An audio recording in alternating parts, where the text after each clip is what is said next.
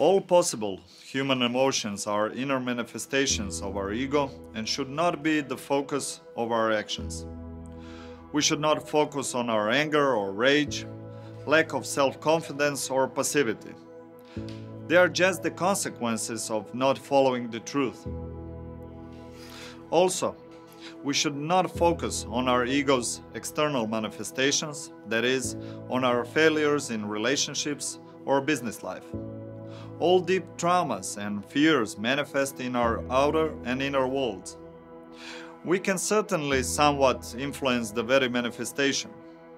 Still, we will only comprehend changing experience if we follow the truth and get to the cause of itself, which is always one or more ego challenges driven by rational ego fears.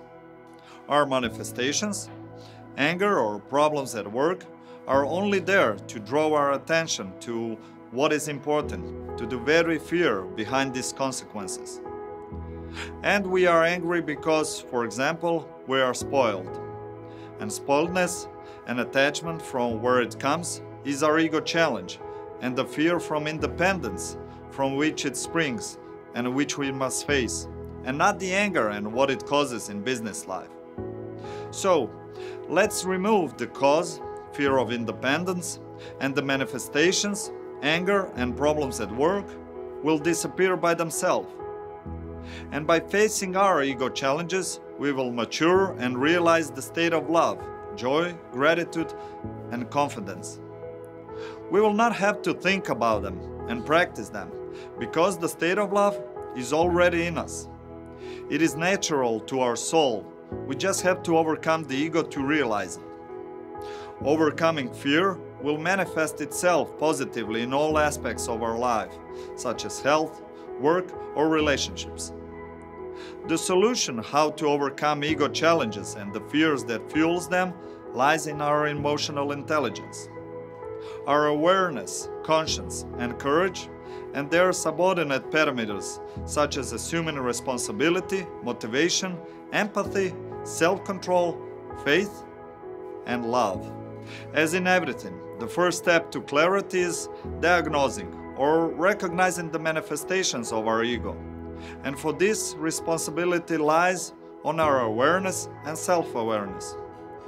In the second step, it is necessary to pull these same ego manifestations through the filter of conscience, and through self-examination become aware of the motivation, that is, the ego challenge. It is up to our courage in the third step to take this path of truth and face and overcome the ego fears that are responsible for the very ego challenges. If, for example, we have become aware of our stubbornness, indecisiveness, or frustration and realize that this is only a manifestation of our ego, it is up to us to find the cause, that is, the motive, the ego challenge behind this manifestation, be it, for example, selfishness or doubt. If we dare to face the insecurities and fears behind our selfishness and doubt, we will surely be on the shortest path to realizing clarity as a reward. But what exactly is awareness? Awareness is the ability to objectively perceive the environment. I am aware that he is stubborn. And self-awareness is the ability to objectively perceive oneself. I'm aware that I am stubborn. It is the ability to see the real self, not an imaginary character or person as we present ourselves. And that is why it is important to harmonize our intimate thoughts and the way we behave. However, we know that in practice that is not always the case. That is why there is something called public and private self-awareness. For the most part, the way we all behave in public is the fruit of public self-awareness. From a certain moment in life, we begin to shape ourselves so that the image we show to the outside correspond as much as possible to society's expectations. When we are aware that we are being watched and evaluated, we try to behave in a socially acceptable way. In fact, we present our best behavior, we put on our mask, which does not necessarily reflect our true maturity, but we are forced to adapt to social norms and expectations. Or when, due to public self-awareness and our rationality, we know and advocate the importance of pluralism and teamwork. But in reality, our state of maturity, rather immaturity, is that we trust only ourselves and do not want to let go of control. Private self-awareness occurs when, in a challenging situation, we do not manage to react rationally and put on a mask of public self-awareness. Our ego and its manifestations appear automatically, immediately coming to the surface, and we show our true state of maturity.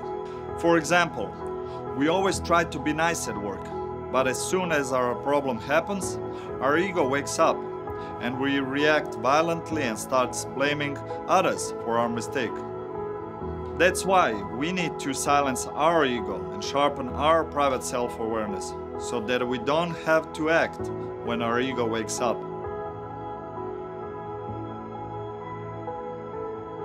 First step in awareness and silencing the ego is to take full responsibility, which is also the greatest characteristic of a self-aware person.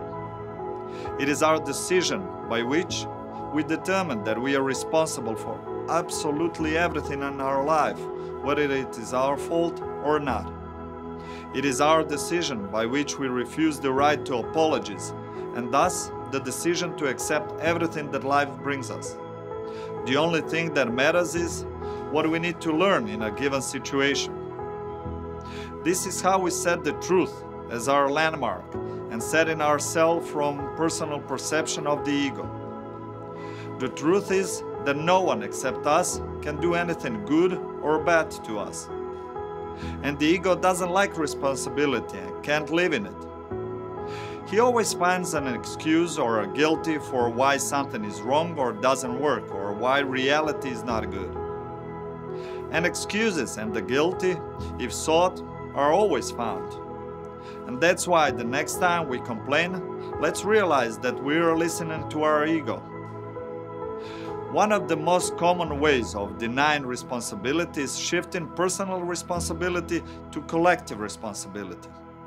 Blaming the social order, politicians, circumstances, religious communities, or anything and anyone who could serve as an excuse for one inaction. And strong and mature people take responsibility for themselves and even more, depending on their strength and maturity. Therefore, let's be the change we seek. Someone will demolish, we will create. Someone will blame, and we will take responsibility. We can evaluate our responsibility according to 4 levels by objectively looking at the level at which we currently live. The first level in responsibility is pure immature refusal, denying responsibility, and looking for the guilty in everyday private and business obligations. The inability, rather decision, to avoid the truth in everyday situations. The second level of taking responsibility is understanding that we are solely and exclusively responsible if we experience suffering, because no one else can be. As soon as we blame someone for our suffering by saying that they have hurt, angered, or disappointed us, we must understand that we, again, lack assuming responsibility. Because when we accept that only our ego is responsible for our suffering, every time we feel emotional distortion within us, automatically we will ask the question, what am I doing wrong? What ego challenge is controlling me now? What do I need to learn? We will not deal with the external event, but only with our reaction to that same event. When we reach the level of not having emotional reactions to events in our life, we can say that we have comprehended this level of taking responsibility. The third level is taking responsibility for everything that happens in our lives and how we live our lives. If, as adults or especially as children, we experienced unpleasant experience that affect the development of our ego, and we really do not bear any guilt for what happened to us, we still have the responsibility to solve the consequences. Even if we have experienced ugly things, It is up to us to stop focusing on the problem and to find a solution, whether it was our fault for the problem or not. In the end, it doesn't matter who is to blame anyway. The only thing that matters is who is responsible, because if we are not guilty, it does not mean we are not responsible. And if our ego convinces us that we are not responsible, no one else will be able to dissuade us from that idea that the ego will attach to.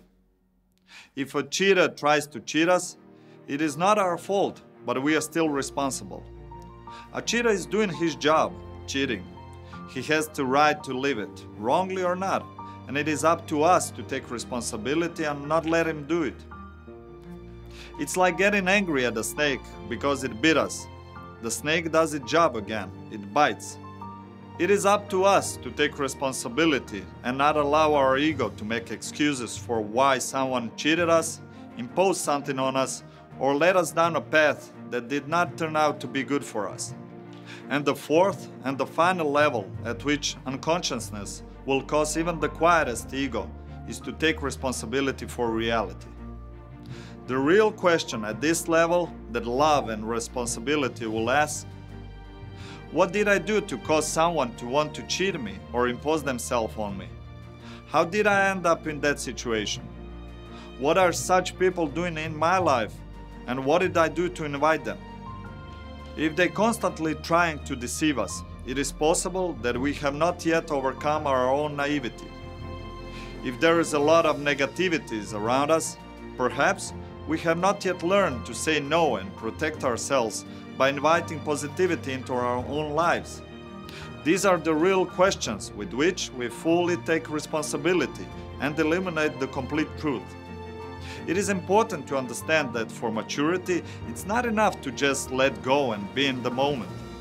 Maturity also means taking care of yourself and others, because although we are not more important than others, we are not less important than others. We have probably tried to help someone understand or overcome something in their lives. It probably didn't work for the simple reason that we cannot do neither good nor bad to anyone, like they can't do anything to us. One of the most painful truths is that we cannot help anyone if they are not ready for it, regardless of how close they are to us. We are all individuals and responsible only for ourselves and our maturation. There lies the next challenge of awareness, letting others take responsibility. As difficult as it is to take responsibility and face the fear that is the cause, it is just as difficult to let others take responsibility. That's why we always make excuse why we will help again. If we knew how to love them, we would let them take responsibility and mature, because that's the only way we really help them. It is the only right and true thing. Take responsibility for yourself and help others, but let them take responsibility for themselves and all the consequences that come with it, clarity or suffering. These are necessary steps to living in clarity. And if someone is not ready to take responsibility and lives a life of suffering because of it, we must understand that his path is not ours. Or maybe it is. Again, it is up to us what kind of reality we will create for ourselves. My name is Zoran Salopek, and in next episode we will discuss our self-awareness in more detail.